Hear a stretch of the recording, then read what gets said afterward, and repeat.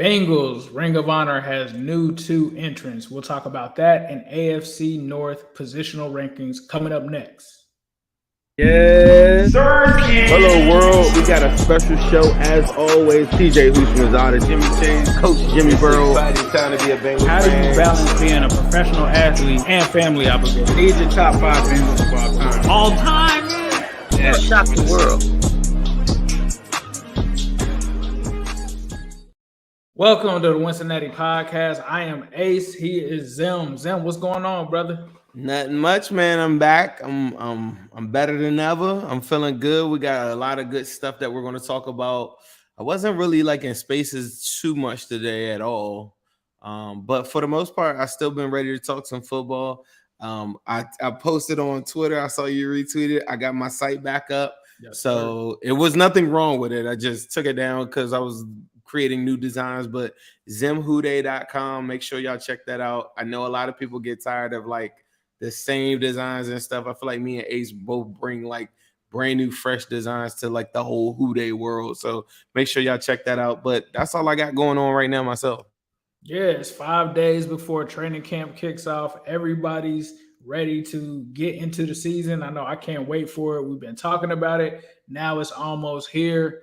But today we're going to be talking about the biggest news out of Houde Nation and Ocho and Boomer getting into the Ring of Honor. So we'll go into that. Obviously, those two are well deserving of that.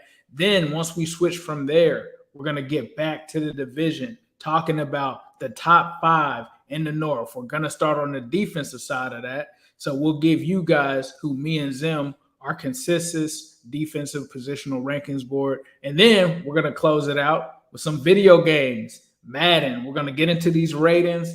Has Madden gotten it wrong? What did they get right? We'll talk about all of that coming up next on the Wincinnati podcast.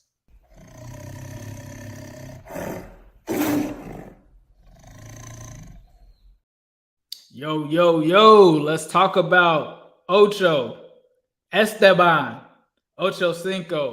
going into the Ring of Honor, also with Boomer. This is a star-studded lineup, I feel like, going into the ring. And I think it makes perfect sense. You know, Boomer, former MVP, Chad, synonymous with the Bengals, especially in the early 2000s. The reason why a whole bunch of people became Bengals fans in the first place. They're going to join Paul Brown, Anthony Munoz, Ken Riley, Ken Anderson, Isaac Curtis, and Willie Anderson.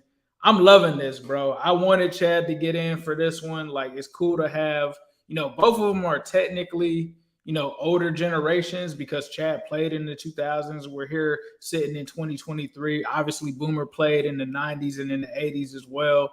But I think that this is dope, man. Like, what were your thoughts when you saw that come across your screen this morning on Twitter? Man, I was very excited. I thought the Ocho one was expected. I was thinking Parrish for the Boomer one, but just pivoting back to Ocho real quick. Part of the reason why I'm a major, insane, fanatic Bengal fan is Ochocinco, because for my brand and how I watch football, it's all like about confidence. It's about swag. It's all these good intangibles that people talk about. And then playing football, I used to talk trash. Like, it just was so perfect for me. I wish Ocho was around like when Twitter was like going crazy and everything like that too. So I always think about like what would he have done, but those things that he was doing on at the locker room, putting the guys' names down and stuff. Those are the things that I know. Like, I remember me having a conversation with an older Bengals fan, and it was like, bro, I just wish he would shut up. And I was like, everybody can't shut up. Like, everybody can't. Like, there are people like me that exist in the world.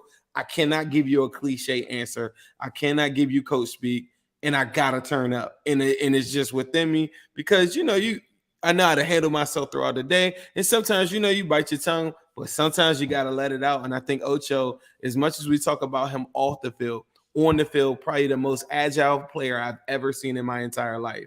There are probably plenty of wide receivers that you can name, the T.O.s, the Calvin Johnsons that you could say are better. Cool.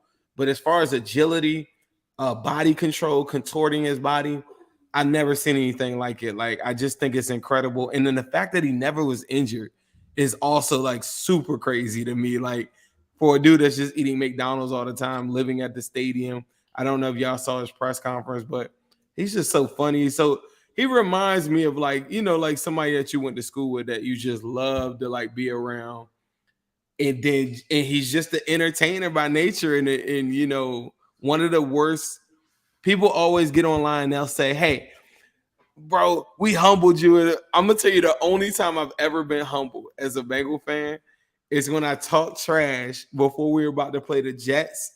And then when he was about to go up against Darrelle Revis in the playoff game, that is the only time that I ever remember. I was just so floored by that game that I could not believe that he did not do what I said he was going to do. Outside of that, I always just had so much confidence that 85 was always open.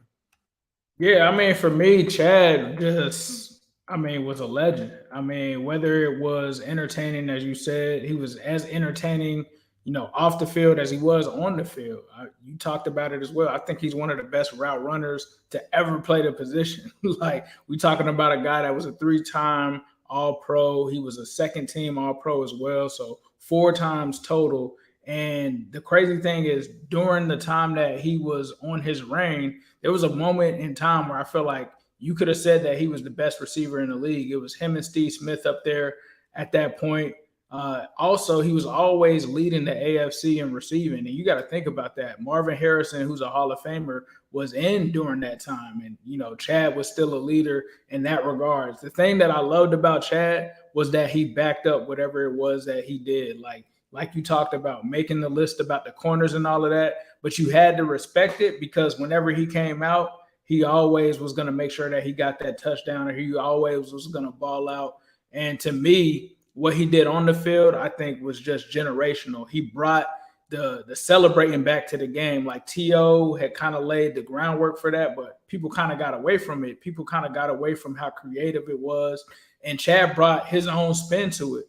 And, I mean, we're talking about, like you said, he was one of the first athletes on Twitter. He was one of the first athletes to have their own reality show. Like, he was just ahead of his time. But not even just that. I think a lot of people forget how great of a player that he was. And I mean, it's no coincidence that in this storied franchise's history that has had numerous great receivers, he has stood in the record books as number 1. So, I mean, Ocho definitely deserved it. There's a lot of people that just watch the Bengals simply because of him. And obviously, when he played, that's when the culture changed. That's when Marvin Lewis came. That's when they went 11-5. That's when 2005 happened. That's when they started making waves out there as a franchise. So much deserved to Chad Johnson. In terms of Boomer, I don't want to take anything away from him. Me personally, I didn't get a chance to really experience Boomer because I was kind of young at the time. But whenever I would always watch the NFL shows as a kid, I would always see Boomer, and I would always know that he was a former Bengal, and I would always see him kind of being the voice of the Bengals, right? Like, he was always the guy that was picking the Bengals on there. He always actually knew what was going on with the team. So even as a announcer, he was still amazing. But as a player, to go back and find out that he had these MVPs, to go back and see that he led the team to the Super Bowl, I'm like, this guy is it. And then who's the person anointing Carson Palmer? It was Boomer giving him a helmet. Who's the person that's anointing Joe Burrow? It's him giving him the helmet. About that before anything. That was a big moment, bro. That was a huge moment, bro. Remember when he made Cowher take the picture too? I thought that was crazy. Yeah. He made Bill Cowher take the picture. So to just, know about Boomer, know about the things that have happened with like his son and him having his foundation and Cincinnati just really supporting him. It was dope to see that. And, to watch his interview today with Chad, I thought that it was just amazing. Like, Boomer was that guy. I think a lot of people, when they look at the Bengals throwbacks, a lot of people are getting that number 7. A lot of people are getting that Boomer off the rip. And I mean, just Boomer as a name is just goated. So, like, to me, Boomer being in makes a ton of sense for sure. Yeah, I think Boomer is one of the ones, like, as now that we're getting older, the nostalgia of the Leaping Tiger, and every time that I see it, it's always him with the front fanny pack or whatever, and just the the drip off of it, I just feel like is like elite. Is and one apparently of the he quarterbacked the league's first no huddle offense. It was so deadly that the Bills head coach even petitioned the league to disallow it before the AFC Championship game. Yep. That's crazy. I mean, in that, I mean, Boomer's thrown for like 250 touchdowns. He's completed almost 3,000 passes. He had 37,920 yards. Won an MVP in the 88 season. I mean, bro, he's like the NFL Man of the Year. I know 1 year like a 95, first team All-Pro, 4-time Pro Bowler, and now he's in the Cincinnati Ring of Honor, Cincinnati Bengal Ring of Honor. So, Yeah, Boomer is one of them dudes, though. I just think it's super synonymous with him.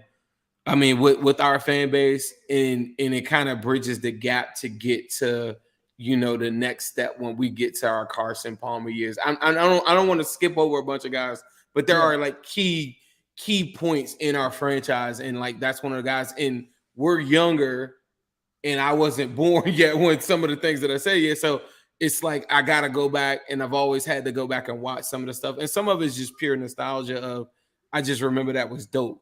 And then when it moves a little bit forward, you start to put his numbers versus some of the other guys, and then give off like some of the stuff that you're saying, like about the Demar Levy thing where they were saying they couldn't do it. All these different things are all part of like what kind of created us and got us to this point that we're at right now.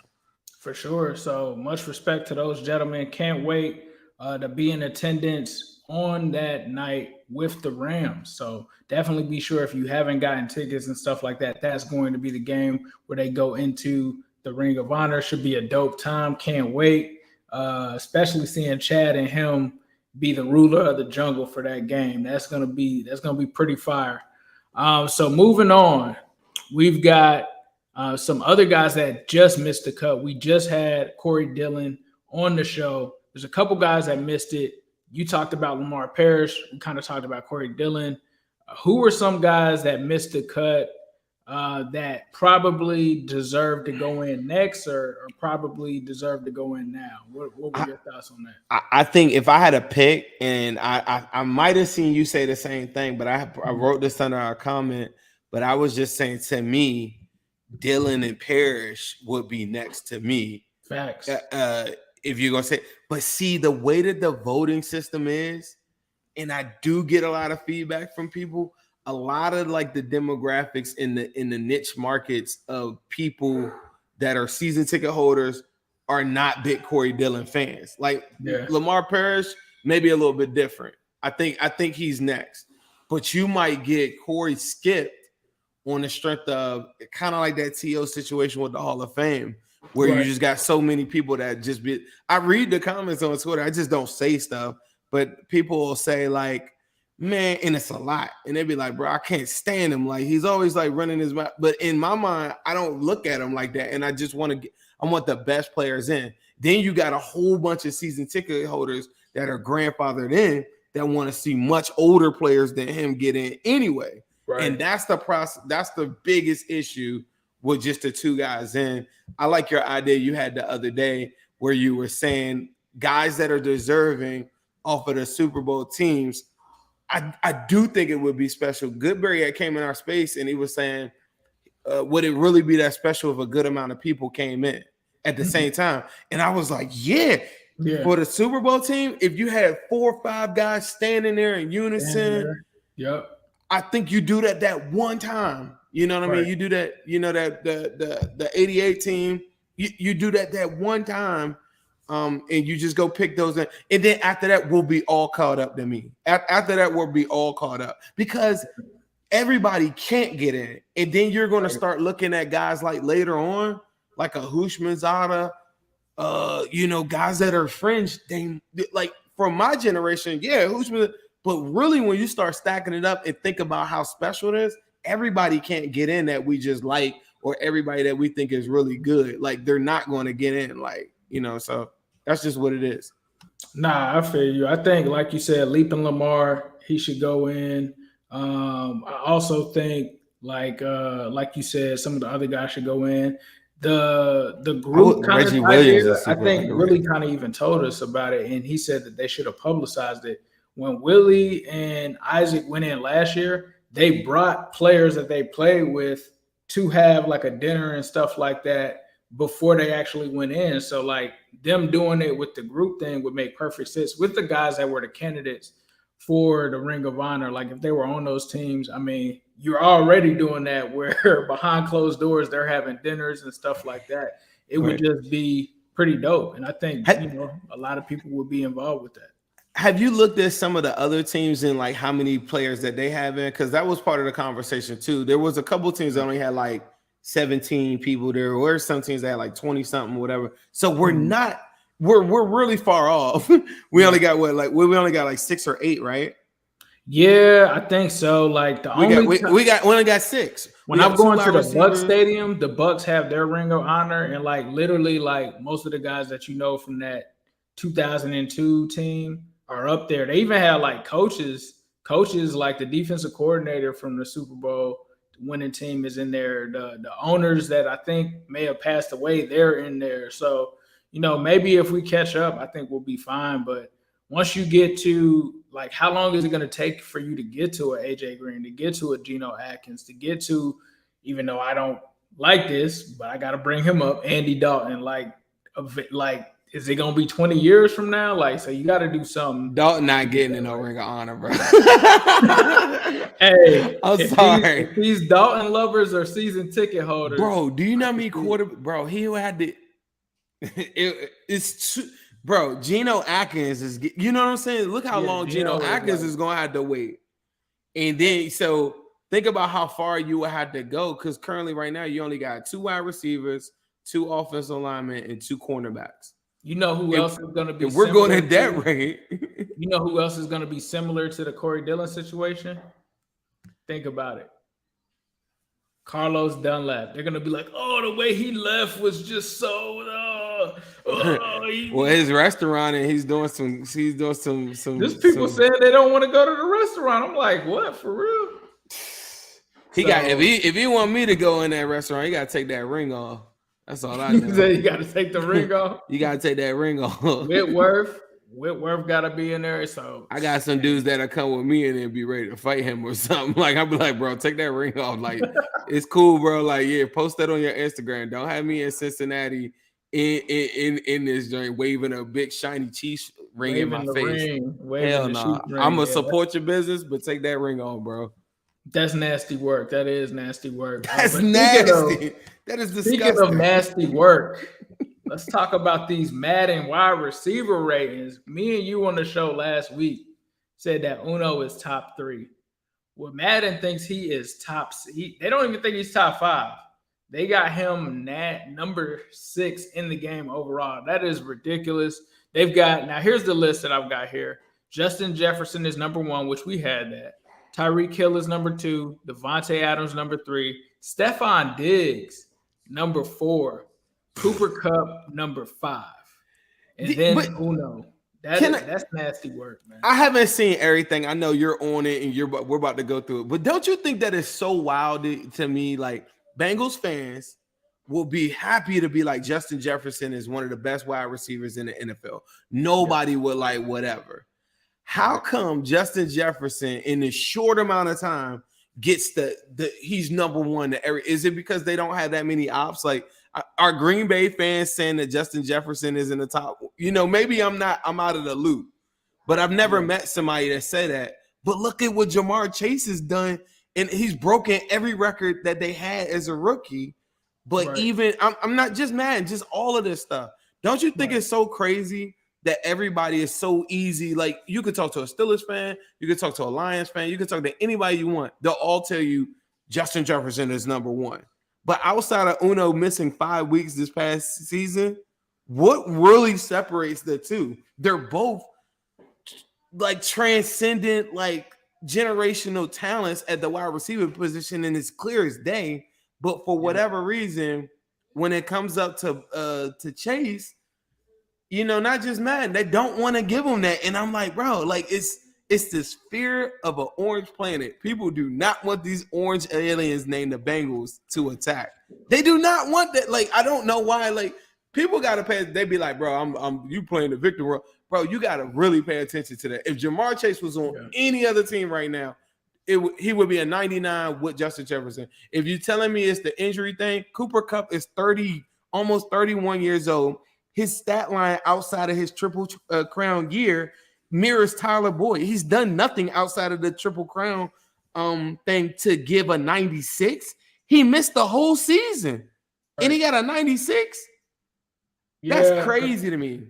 It's crazy. The only thing, I just can't see it. Jamar Chase is like good enough and is popular enough to be the cover athlete this year. I mean, every kid knows exactly who Jamar Chase is. I mean, anybody. We actually had a space. It was a neutral space, and it was about 2 weeks ago.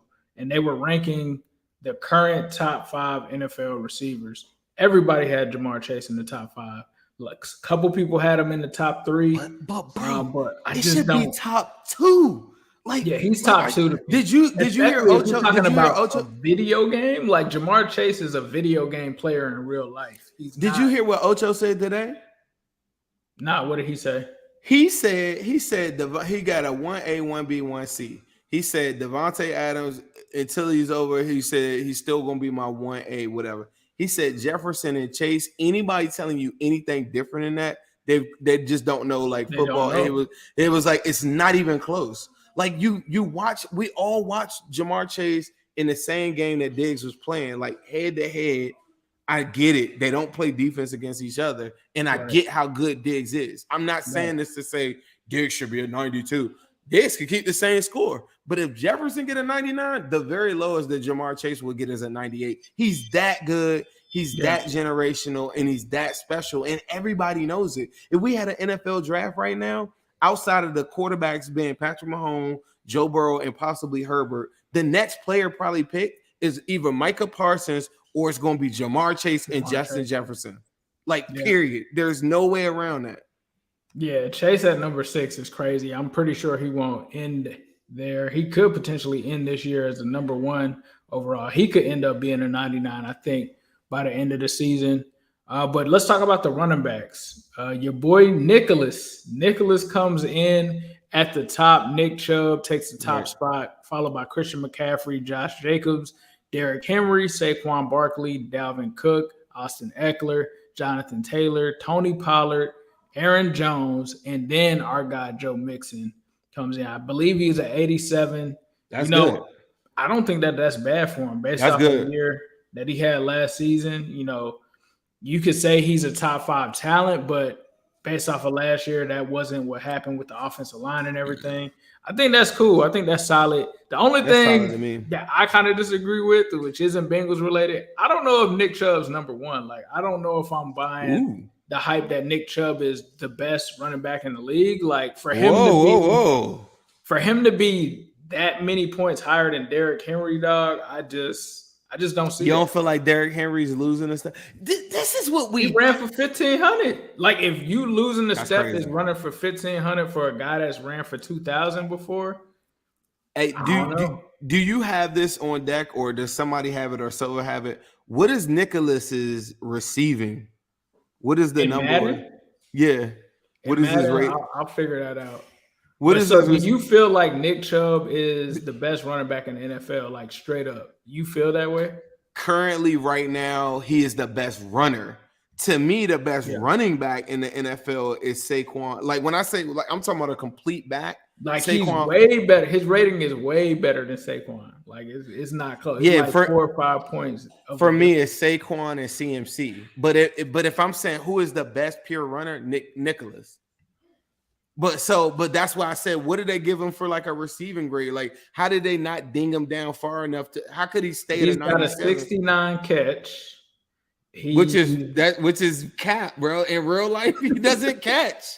Like, for all the Mixon cutters that were online telling us that Mixon can't be on the field on 3rd down, have y'all watched Nicholas Chubb? I looked at I broke it down. Catching traffic is a 53, special catches a 54, short route running 56, medium route running 48, deep route running 41, Nick Chubb does not catch passes. If you play fantasy football, Nick Chubb does not catch passes. You'll talk to a Brown fan right now. They don't even really want him on the field on third down. That's my only gripe with him is like Jonathan Taylor has catching abilities, and some of these guys like Etienne or whatever. Those are more like running backs that I like. I feel like the running back position itself is evolved until you have to be a complete pass catcher. And that's why I'm a lot higher, I think, on Mixon than a lot of other people, because I feel like Mixon is a top 3 pass catching running back in the NFL. He had 60 catches and missed 4 games. Do you feel like if you're in just fantasy football in general, you're taking Nick Chubb number 1? Like, is he going and drafting? Hell no. Right now? I'm not even drafting Nick Chubb in fantasy. I wouldn't do that. Anybody in 2023 that you're asking to get 100-something yards on average on the ground, I just don't even think it's a sustainable model. Now, if the Browns come out there and they get in tight games and you could just run. But remember how the Falcons was talking to us when we were about to play them? Or think about the last time we played Nicholas. Mm-hmm. Nicholas only what he had like 30 yards on. He had like 20-something carries or something. So if you're getting blown out and you're a running football team, like it's in 2023, we were just looking over Boomer Esiason's number. When he played in Mon in the comments said, man, he was a gunslinger. The most yards that he ever threw for was 3,900 yards. And think about that. Now they had less games. But in 2023, if you run the football that much and then somebody gets a sizable lead on you, they'll blow the doors off you. I would never get Nick Chubb in fantasy football because once you get down, he's not going to get no carries. Here's what I found out about Nick Chubb, because I know that they're going to be trying to say you guys are haters and all of that. I just looked at fantasypros.com. Average draft position. Number 1 running back is McCaffrey. Number 2 is Austin Eckler. And this is standard scoring, by the way. Number 3 is Saquon Barkley. Number 4 is Bijan Robinson. Number 5 is Jonathan Taylor. And number 6 is Nick Chubb. You're the best running back in the league. Why are you getting pick 6? But that's not fair, though. There's no Kareem Hunt. No Kareem Hunt there. Kareem Hunt's not there anymore. But that's not fair to him, though, because fantasy football is awarding people more points for pass catching. That's true. But this is standard. This isn't like PPR. This is standard. Like, you're still getting at a minimum. I don't know the scoring system on that. You're still getting a minimum of 2 points just for a catch. So like he's not a fantasy like me. Not a standard. In standard, you're not getting any. You're not getting anything. You're not getting. That's my league is crazy though. So like in my league, Derrick Henry and Nick Chubb, you would never draft. Like it's all predicated. You got PPR going. It's accelerated PPR too. So it's like you wouldn't even do it. The other thing is pull up them wide receivers. You know who. There is no fantasy draft that you can show me currently right now that does not have Jamar Chase and Justin Jefferson is 1 and 2. If somebody can show me that, send it my way. And that draft, whatever that is, I have seen one with Cooper Kupp. But outside of that, I'm just saying, like, I got you. Now, it's very clear. We got another snub, defensive tackle. You know, DJ Reader was vocal last year when these ratings came out. This is what we got here. Aaron Donald's number 1, no surprise. Then you got Chris Jones, Dexter Lawrence, Quentin Williams, Cam Hayward, Jonathan Allen, Jeffrey Simmons, Vita Vea, and then DJ Reader, who's listed as an 87. I think that's a little disrespectful, bro. Like, what would you have, Matt? Now, he's not that far off. I think he's a 90. I think he's at least a 90. I think the impact that DJ Reader has and the fact that they released the strength ratings for the top 10 strongest defensive tackles and didn't have DJ Reader in it, I was like, did you see the play against the Steelers? I think he had an 88 last year, if I'm not mistaken. I remember somebody saying that. I don't know if that's true. But this is the thing. Him being out and him missing those weeks, I just think that the people that are doing this stuff aren't really paying attention to what we're paying attention to. So I'm going to kind of give them a pass on. They're just looking at raw numbers, tackles, pressures, all this stuff. And then think about it. He's not really a pass rusher. In my mind, I would have him right at 89. Right. Because I like some of those guys that you just listed. He doesn't really have pass rushing abilities to that level. And then he missed those games. I don't know. Yeah, no, I can understand that. I can agree with you on that. BJ Hill was actually had the top overall tackling grade for defensive tackle, so that's something that was out there as well, which was pretty dope. But that's gonna bring us into our AFC North positional rankings. We gonna start it off with the edge rushers. So me and Zim, we're gonna put together this consensus board made up of some of these players that you see here. Are we starting five to one, or 1 to 5? How you want to do it? We could go 5-1. Let's go 5-1. Okay, let's go 5 to 1. So for me, I've got the fifth edge rusher in this division as Alex Highsmith, and the reason why, he's coming off of a career year, trending up, just signed a new contract. I feel like he's kind of emerged in this division. Who do you have at number 5, or how do you feel about Alex Highsmith at number 5? I'm not far off because I'm gonna cheat a little bit. 1, 2, 3, 4, 5. Oh yeah, you know what? Hold on, I do got him. I'm sorry. I thought I had Sam Hubbard at number 5. So Yeah. we got the same 5 because I got Sam Hubbard at 6. I thought about Sam Hubbard, but he doesn't have the sack numbers of like a Alex Highsmith. Like maybe if he was able to take it up, then I would. And one thing that I'm gonna do too, I'm gonna make sure that I'm viewing this from just the vantage point of any team, not just me as a Bengal fan, because Alex Highsmith got packed up by the Bengals. So I'm just gonna make. I want to make that clear. Don't this is not a Bengals thing. This is just my best 5 overall. All right, who you got for number 4, bro? My number 4 is Zadarius Smith. I've got the same 36 sacks in the 3 seasons that he played. He missed like 1 season. He's coming back to the AFC North. Zadarius Smith, I got him there. Number 3, our guy Trey Hendrickson. Trigger Trey. Trigger Trey. What he's able to do, had a little bit of a down year if you're talking about from a sack total standpoint, but all of his other metrics, pass rush, win rate. That pressure for the last 2 years, number 1 in the NFL at the highest rated. I think he's at I don't want to misquote it because I've read 2 different ones, but ESPN Next Gen has that number and I can give it to you. But still, Trey Hendrickson is up there though with pass. He's number 1 as far as pressures in the National Football pressure win rate. So he's still getting heavy pressures. I think he's a bit of a liability sometimes in the run game, but that's why we drafted Miles Murphy. This is where it gets spicy, bro. This is where it gets spicy. Who do you have at number 2 in the division? Because we got two like dogs, basically. Who do you have at number 2? I'm gonna go with Trenton Jordan. You said Trenton Jordan. Yeah, number 2. Number 2? Yeah, that's my number 2. Oh, Trenton. Oh, TJ Watt. Okay, TJ Watt. So you got TJ Watt number 2. Yeah. Let me make this clear for everybody that doesn't know me. If you don't get no cool name talking to me about none of these dudes. His mama named him Trenton or whatever. I ain't calling him. He ain't no TJ. Just like Fat Benjamin at home right now, that is always Benjamin Roethlisberger or whatever his name is. Whatever. He ain't get no cool name for me. Trenton. That's what his mama named him. So he's my number 2. Before I looked up the numbers and all of that, I would have probably said the same thing. But I actually got Myles Garrett here at number 2, and I'm gonna tell you why. When you compare both of these guys, it's very close. TJ Watt has 77.5 sacks. Myles Garrett's got 74.5. TJ Watt has 6 interceptions in his career. Myles Garrett has none. Myles Garrett gets him slightly on pass rush win rate if you're looking over the past 4 years since they've come into the league.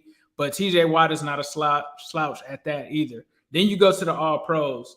TJ Watt is a 3-time first-team All-Pro, a 1-time second-team All-Pro. Myles Garrett is a 2-time first-team All-Pro and a 2-time second-team All-Pro. But you know what really got me is Myles Garrett never won Defensive Player of the Year, bro. And Myles Garrett never had a season where he almost broke Michael Strahan's sack record. Here's the other thing. He still has that lead on Myles Garrett, and he missed 8 games last year.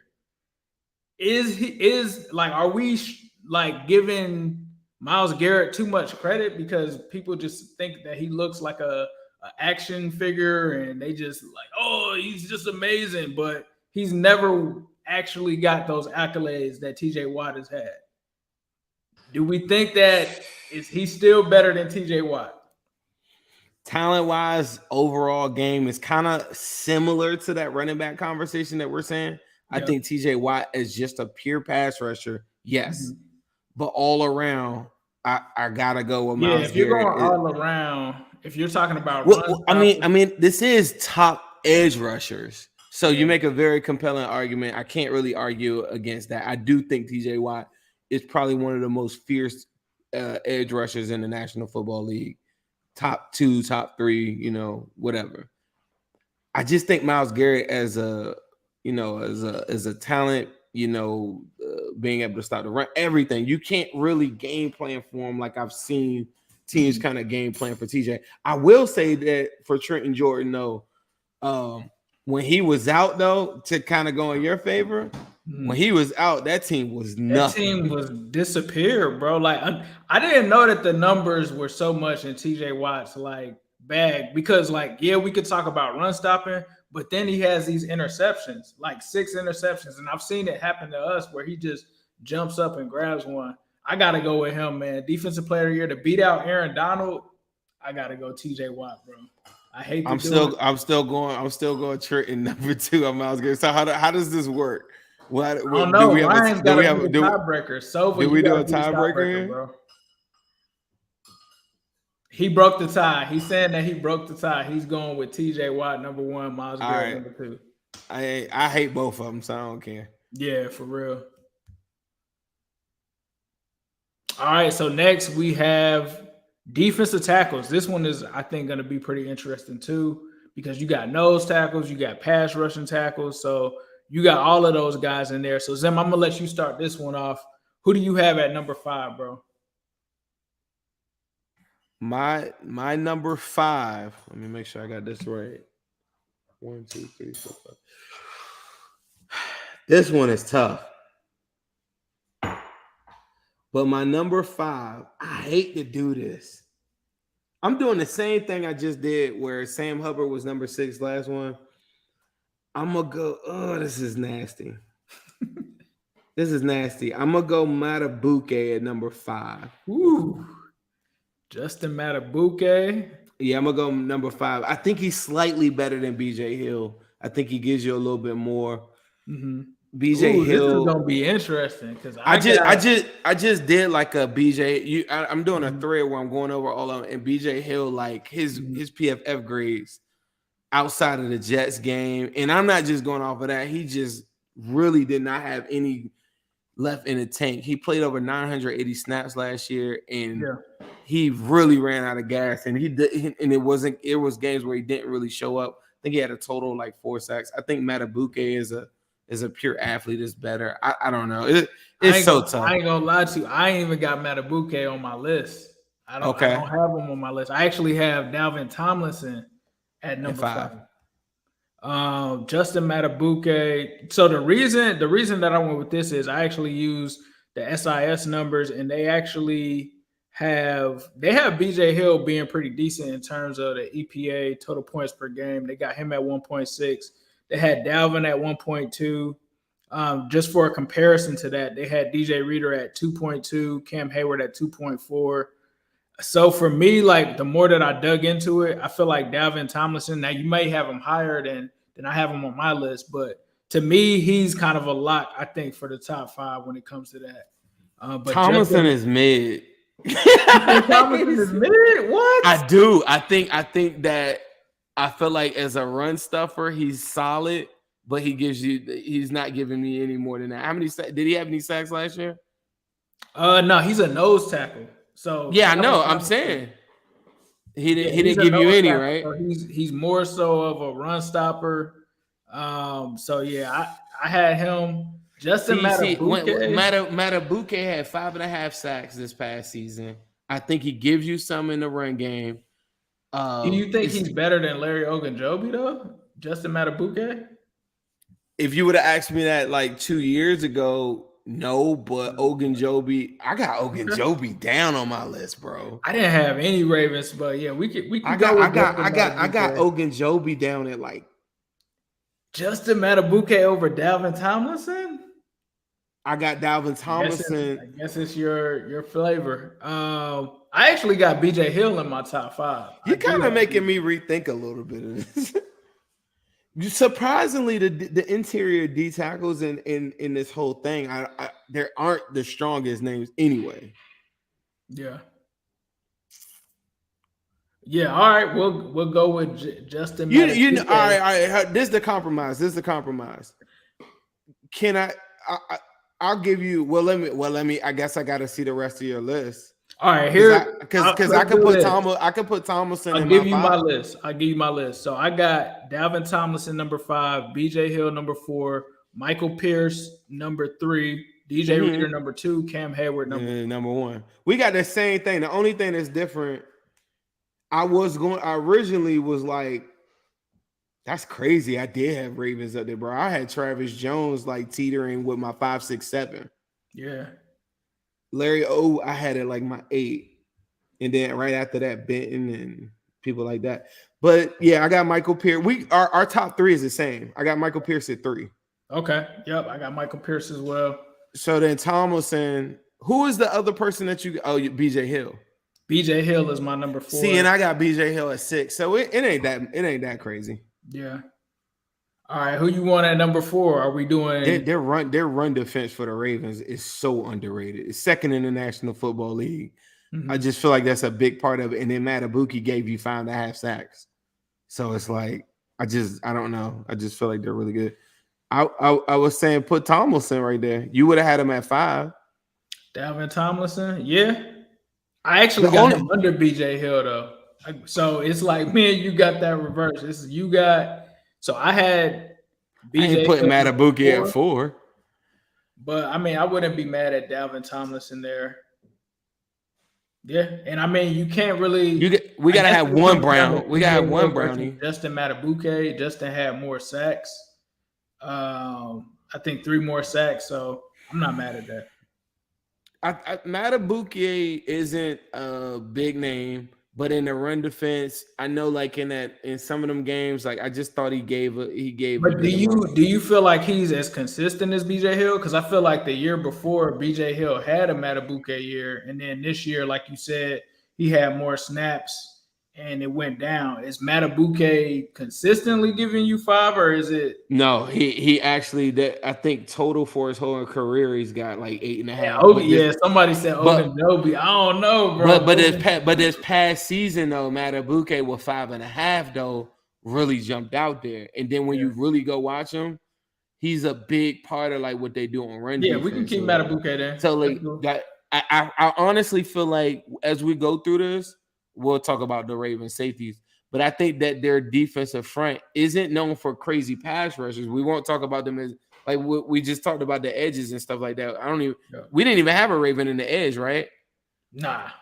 But their run defense is second in the NFL, and they got guys that could give you juice. Where like if the Bengals had like a Matabuke or something like on their defense line, I'd be telling you it's like a top 3 defense line. It's literally the argument that I'm coming with Myles Murphy right now. I'm like, if Myles Murphy gives you like 5.5, 6 sacks, it's a top 3 D line. BJ Hill is consistent, mistake free, but he doesn't really splash in any of these games. I feel like Ogunjobi gave you like 8. Like that's to me, I would say Ogunjobi. I would take Ogunjobi over Justin Matabuke in the right system. I don't think he fits the Pittsburgh system, but he did have an injury and all of that. So I'm not mad at Justin Matabuke. Let's go to the linebackers now. Linebackers are going to get interesting. This is where it's going. I think we might possibly have a debate here too. I think there's some obvious guys that are going to make the list, but I think the fight for the 5 spot is where we might differ. I actually got Anthony Walker here from the Browns. Oh yeah, we're going to fight. Over Pat Queen. I got him over Pat Queen. I got him over. Like his total points for SIS is 2.7. To reference other people, Roquan is a 3.4. Pratt is a 2.5. JOK is a 2.2. I know it's a small sample size, but don't forget, before he played for the Browns, he was on the Colts, and he was very good. He was a very solid player there. Whereas Pat Queen, he's a little up and down. I'm not sure exactly what I'm getting from Pat Queen.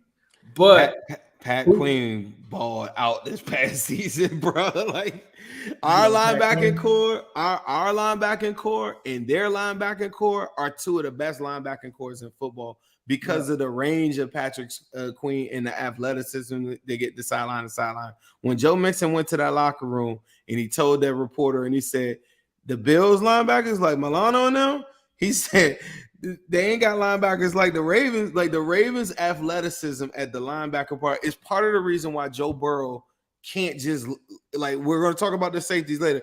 You can't go test Marcus Williams. They had a Peters on one side, so you don't want to play over there. They got an all-pro on the other side. The linebackers take away all the flats, so you can't throw anything underneath. They don't need crazy edge rushes. That's what makes their defense like really, really good. So, that's what makes their defense so much better.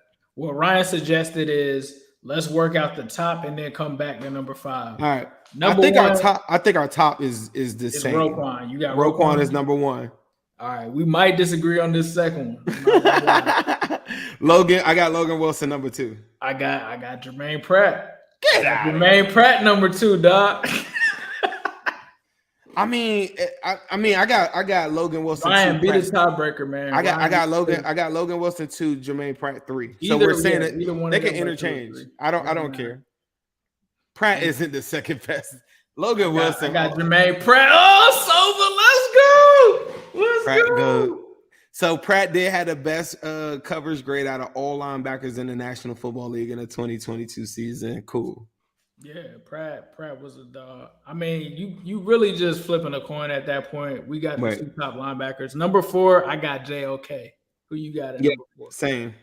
All right, so now we're back. See, Anthony Walker is in that mode of I don't really know exactly what I'm going to get from him.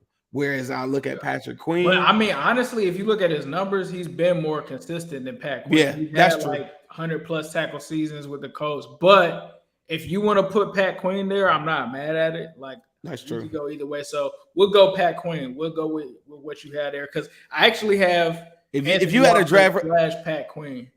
So if you had a draft right now, and considering everything that we know, who are you drafting, Patrick Queen or Anthony Walker? I mean, because of age, I'd probably go with Pat Queen. But here's the thing: if Pat Queen was a free agent and he was asking for top of the market money, like the guy that was from the Bills just got with Chicago. Hell no, I'm not giving Pat Quinn that money. Ain't no way. Like if he asked for more money than Jermaine Pratt, I would be like, nah, I'm good. Right. Like I know Jermaine Pratt. I feel like Pat Quinn does one thing really, really good, and that's part of the reason why remember a lot of Bengals fans wanted Pat Quinn. Nah, they did. Super athletic, can get to those flats, and speed. The mistakes that he made in the first couple of years, I think a lot of people never forgave him for, but I feel like he atoned for it this past season. We might disagree at the top. Let's start at the top here. Who you got number 1?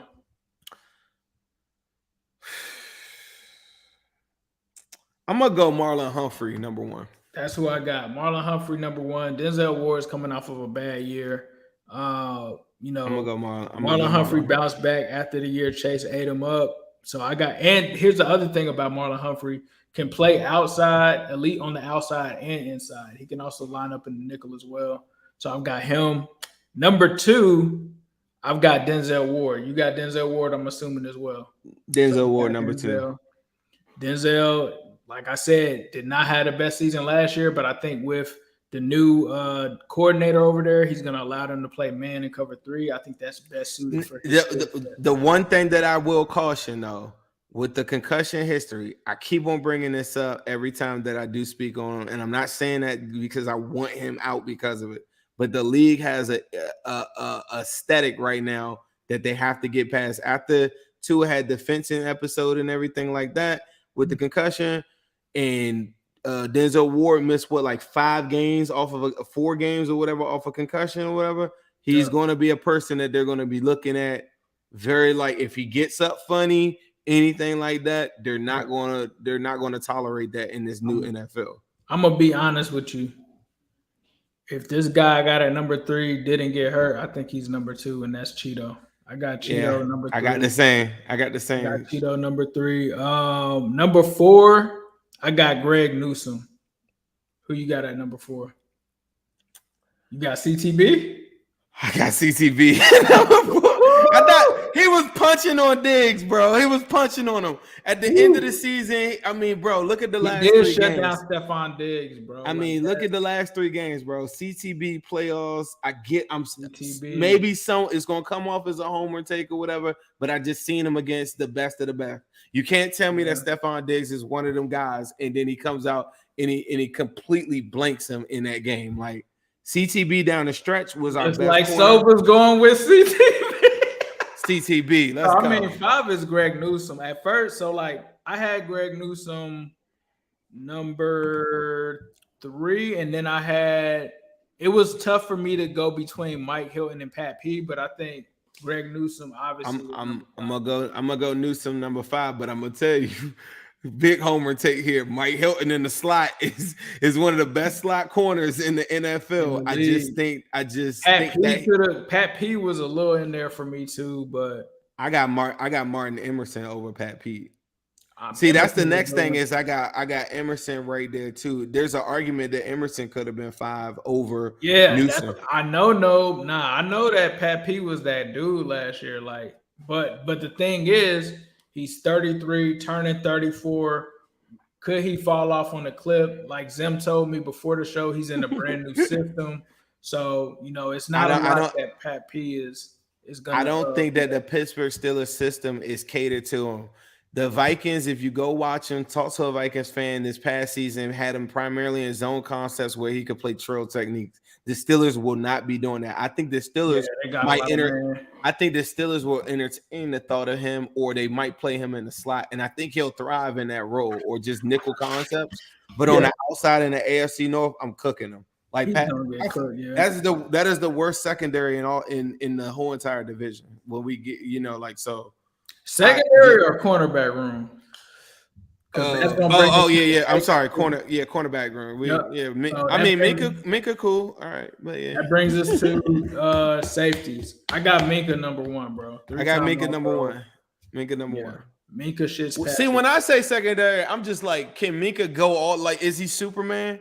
Because last time I saw Minka, he was like all over the field trying to catch up, trying to get past a block, shed a block on to get P. Ryan. P. Ryan walks into an end zone. He's a great safety. He ain't Troy Polamalu. He ain't like jumping over. So he's a great safety, but is he that big of a difference maker that he's changing games to change a whole entire to change a whole entire secondary? And I don't think so. I think I've watched him. So I've had to watch him because of AFC North. I have seen games where he's had like a pick 6 right at the end of the game for them to win the game. But second, Marcus Williams is who I got. Who you got? I got Marcus Williams. Got Marcus Williams as well. Number 3, it pains me to say this, and you know why? Because I was killing this dude. Kyle Hamilton. Through the draft process, but I got Kyle Hamilton. Who do you got? Same thing. Same. All right. Yep. 4 is where it gets a little interesting. This is tricky. This is tricky. Who did you go with? Because I keep saying who I went with. So who did you go with? It's pretty nasty, but I'm gonna go with Juan Thornhill because he's more consistent throughout the years. I just want Juan Thornhill. I don't really like when he was available as a free agent. I didn't want him. Yeah. But I mean, is he better? But is he better than Nick Scott? Slightly, but I don't think it's that much. I'm actually going with Grant Delpit here. SIS got him down for 3.4 total points per game. He really came on there at the end of the year. Going back to him coming out in the draft, I thought that he was one of the top safeties. He was coming back last year off an injury, really bounced back at the end. So I'm counting on him to have more upside than Thornhill. And they also got McLeod over there. But I went with Grant Delpit on that one. Okay. You cool with Delpit or do you want Thornhill? It looks like Ryan Sova is going with Grant Delpit. You go All right. Delpit. Number 5 now. Do you put I'm- Ron Thornhill here or do you put Dax Hill? Because I got Dax Hill. I got Dax Hill. I felt from a talent level, I get it. We didn't see much of him, but if you were to have a draft right now and we did it, our draft will go 1 through 3, like how I just looked, and Dax Hill will be the next person off the board. Right. Like if you were any one of these teams right now, you would pick Dax Hill in a draft format over Grant Delpit and Thornhill right now. I think so. So yeah, I'm going with Dax Hill. Like you said, the sample size was small, but if we're just going off of prospects, I believe Grant Delpit fell to the second round. Dax Hill was a first rounder. So yeah, I'm good with that list. And I think that wraps it up. So we just cooked. And now we're gonna send it to our sponsor, who cooks all the time. Jordan Battle was next though. Yep, Midwest Best Barbecue. Welcome to Midwest Best, home of the G-Funk and Uno Wings. It started out very simple. When you can't find something that you like, you make it yourself. That small dissatisfaction has turned into our family business. Finding a good barbecue sauce without artificial smoke was almost impossible. So my husband, Tim, decided to create his own. Simply Sweet was born in our home kitchen in 2008. Our core values that we have for our family are values we felt were just as important to lay the foundation for our business and have in our team. Hard work, accountability, giving it your very best, warmth, care, and empathy, and of course, loving the Bengals. Our core mission at Midwest Best Barbecue is to be the place where warm smiles and comforting food made with love give you a meal out, but with all the feelings of home. Where our Uno wings make you do the gritty, and our sweet tea always hits the spot. Hooray! Hooray! Hooray! They gon' beat the Bengals! Hooray! Hooray! Hooray! They gon' beat the Bengals! No!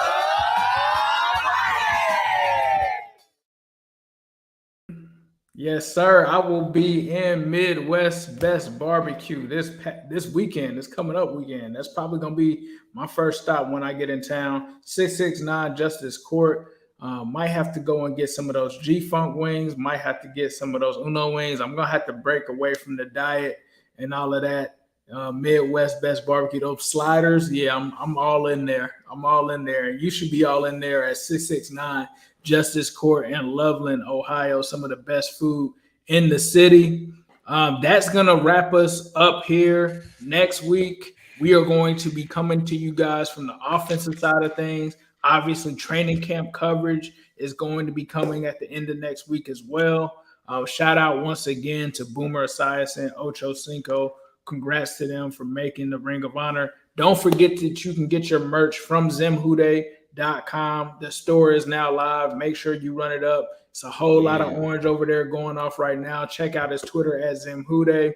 Check out the Wincinnati Pod at Wincinnati Pod on Twitter. Follow me at New Stripe City. Make sure that you leave us a review if you guys enjoy this. Share this with everybody out there. Before we get out of here, Zim, was there anything that you wanted to say?